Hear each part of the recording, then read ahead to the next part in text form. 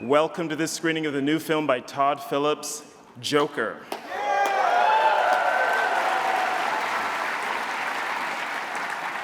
My name is Cameron Bailey. I'm the artistic director here at TIFF. I wanted to thank you all for coming, for being a part of the film festival. We like to begin by acknowledging where we are, just taking a moment to reflect on the fact that this is the treaty territory of the Mississaugas of the Credit First Nation and the traditional territory of the Haudenosaunee, the Anishinaabe, and Huron-Wendat First Nations. They have been on this land and taking care of this land that we're on for, in some cases, thousands of years, and we are grateful to have the opportunity to work in this community.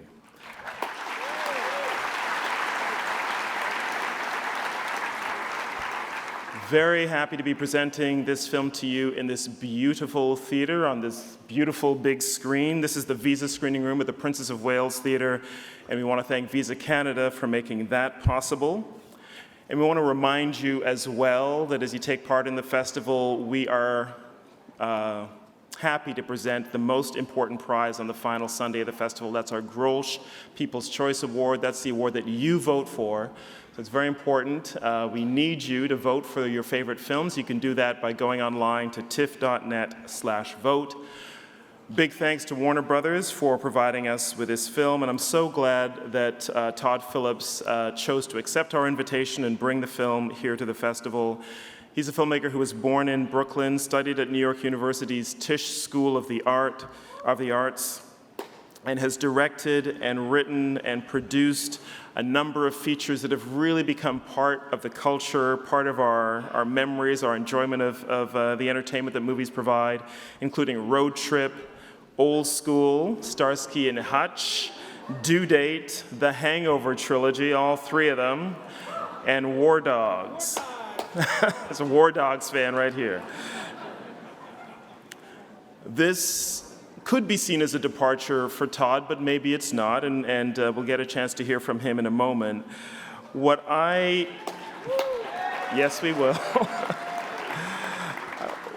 What I really appreciated watching this film is that, every film, big or small, takes an act of imagination to will into being. Movies are hard to make, and artists really put a lot of themselves into making them. I was so impressed with the imagination and the will that it took to bring Joker to the big screen. He is giving us a completely new vision of this character that many of us may know or think we know, bringing us into a world that I certainly hadn't seen before, and I was just so impressed with the scale of the vision and the depth of it as well.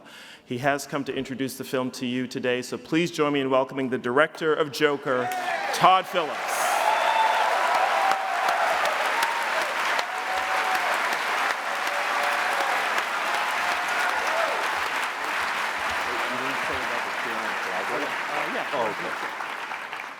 Hi guys, thank you for having us at the festival, Cameron. We're very excited about this screening. I just lost my train of thought because I was like, God, this theater is full and it's Tuesday at 2:30, and does anybody work?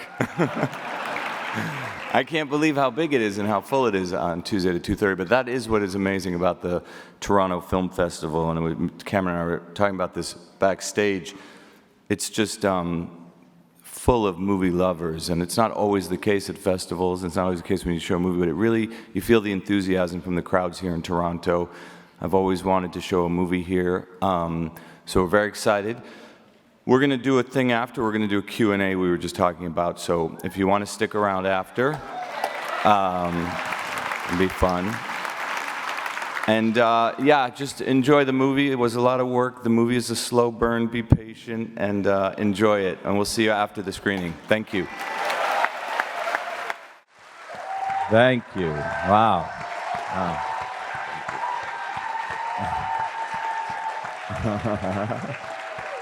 Thank you.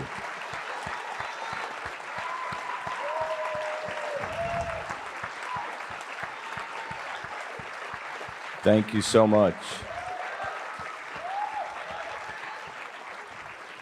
I wish Joaquin was here. He had to go home today, but he would have loved to be here. I know, but he's phenomenal in the movie. It's his movie, obviously, so I wish he was here. So we've got a few minutes to just talk a little bit about the film, and you may need a moment. So we will take some audience questions, but I want to begin, Todd, by just asking you about creating this world. I mean, the Joker's a character that most of us know in different incarnations. You've reinvented this in a certain way, and you've also created this incredible Gotham out of New York of 1981. Can you talk a little bit about that world that you've created here?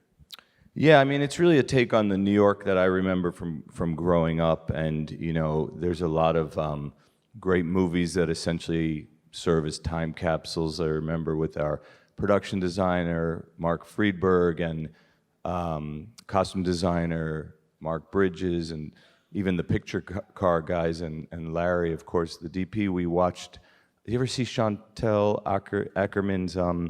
Was it Letters from Home? Letters from Home. Yeah, which is this Belgian filmmaker in 1977. She did these amazing long takes in New York City in 1977. It's amazing in that it's essentially a time capsule. And we watch that, and you just see how the city looked back then, how the cars looked, how people dressed, and we noticed, it wasn't as crowded as New York we know now. People weren't rushing as much.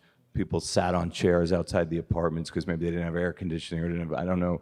And it was just a different pace, and you don't really, you see stuff like that, and it just helped inform us, And of course, there's a ton of movies from that time, whether it was Dog Day Afternoon or Serpico or Taxi Driver, obviously, and you look at those movies, and it really helped us build that world. There's also, of course, some visual effects in the movie, even though it's not a CG comic book movie. There's plenty of visual effects, clean up things you do, taking out satellite dishes, removing certain cars, that you can't get out of the shot for some reason, and just general world building of the city, so it's not New York. Changing the skyline, making it much more dense, and that kind of thing. And I love that Chantal Ackerman is a reference point for Joker. That's fantastic. She's an amazing filmmaker. She is an amazing filmmaker. We're doing a retrospective, actually, at the Cinematheque, so that's good timing. Yeah, you should check it out. I want to ask you also, of course, that many great actors have played versions of this character over the years, Heath Ledger, Jack Nicholson, and so on. But I want to ask you about Joaquin Phoenix, casting him in particular for your version of the Joker. Why him? I mean, a little bit for me, because if you know Joaquin and Joaquin has, I jokingly say he's an agent of chaos. He has chaos in him. And, you can act that, probably, but if you don't have to, there's something to that. So when we started writing this and conceiving of this, we always had Joaquin in mind. I didn't really know him at that time, but I would say that was obviously, also, he's a brilliant actor and he could do anything, but there's something about him, he has a spirit in him that there's a little chaos in him. And then Robert De Niro, getting him, not just Robert De Niro, the actor, but the characters he's played in King of Comedy and in Taxi Driver, they're woven through your Joker as well. Yeah. Well, clearly, there's some King of Comedy in there, and when I sent Bob the script, I said, just know this is sort of inspired by, and it's a kind of flip on Rupert Pupkin where you're playing Jerry Langford now, and he dug that, but he also didn't read too much into it. It was more a nod. It has no real connection in that way. He told me some great stories about Jerry Lewis on the set. It was actually thrilling. But yeah, so Bob read it and just really liked the script and understood what we were doing, and he came on board. So that was a thrill for me and Joaquin, because we just think he's the greatest of all time. So. All right, let's take some questions from you, and as I always ask, please bring your very best questions for Todd Phillips. Thank you.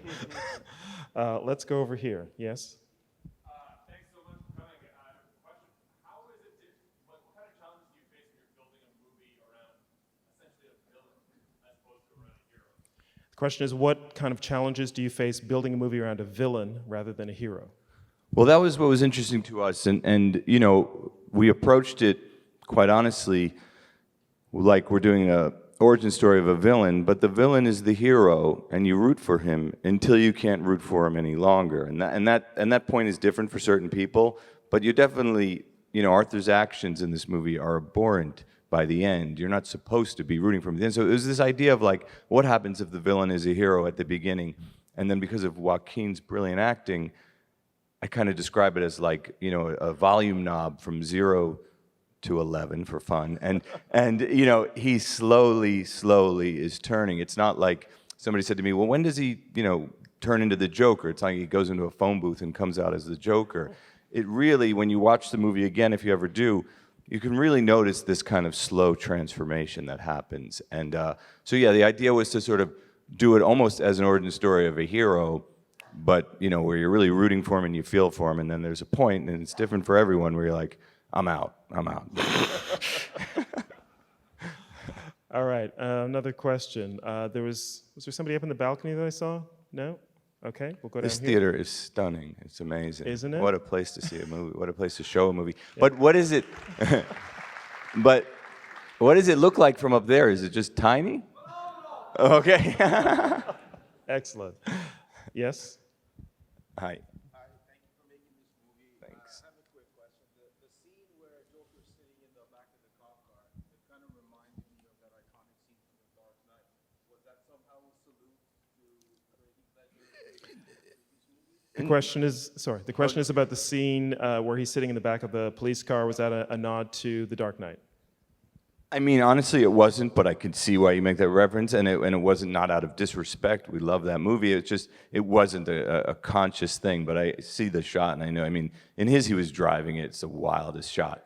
Yeah. No, I know, it's a good point. But it wasn't done intentionally like that, but it, yeah, thank you. Thank you. All right, let's go back here.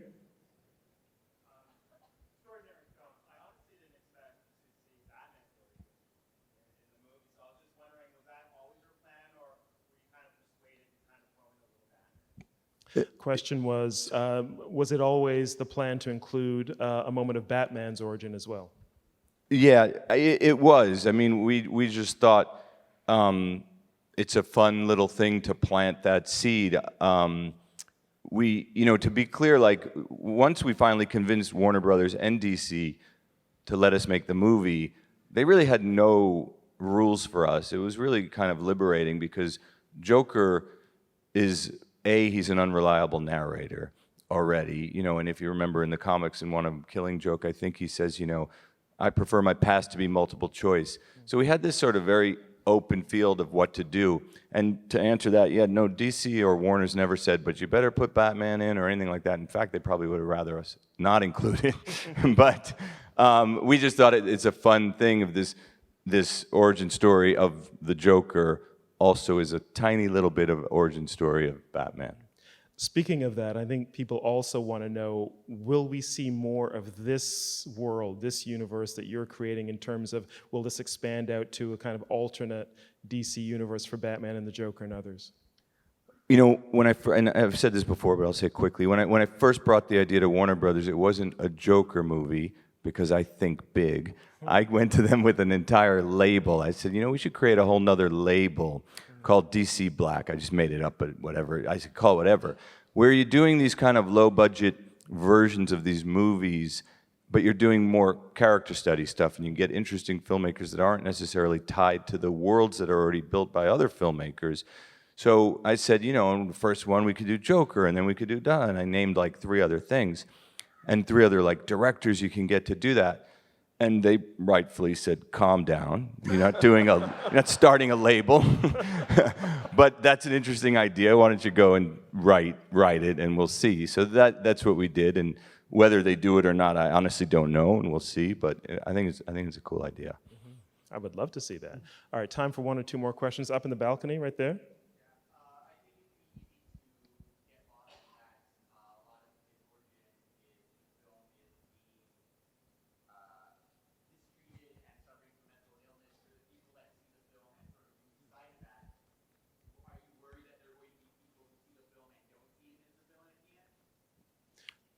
The question was about the representation of this Arthur character as having mental illness and struggling.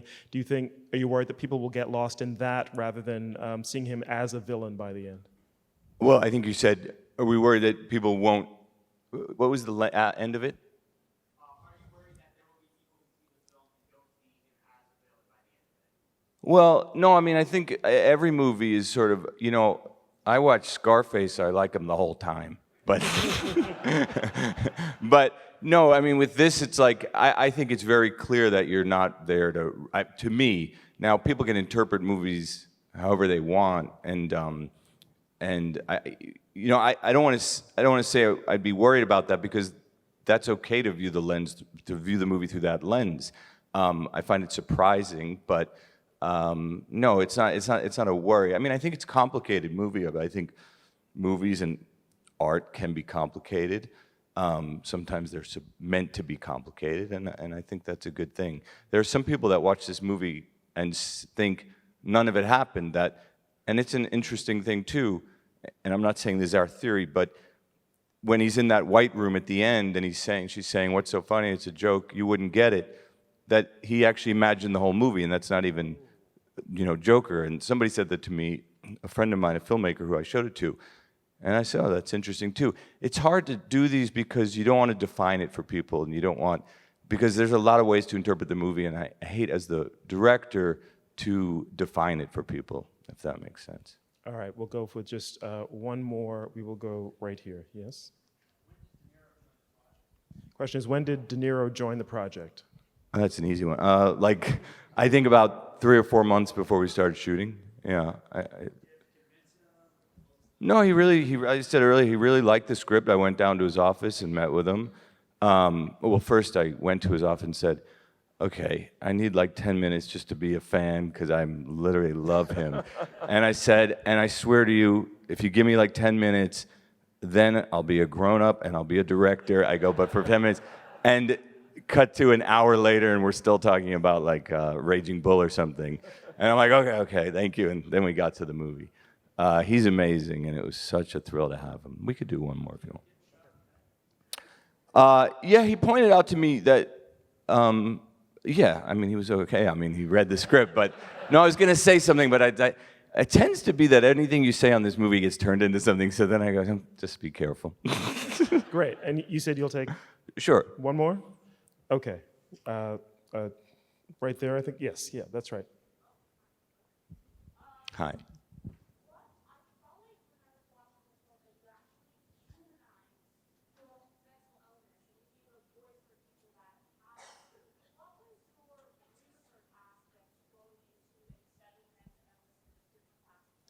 Question is about mental illness. She felt that you really humanized mental illness, and what was your research process in exploring that part of the film? Well, we really carefully don't really put a label on what Arthur has outside of extreme narcissism, which I think you can just tell.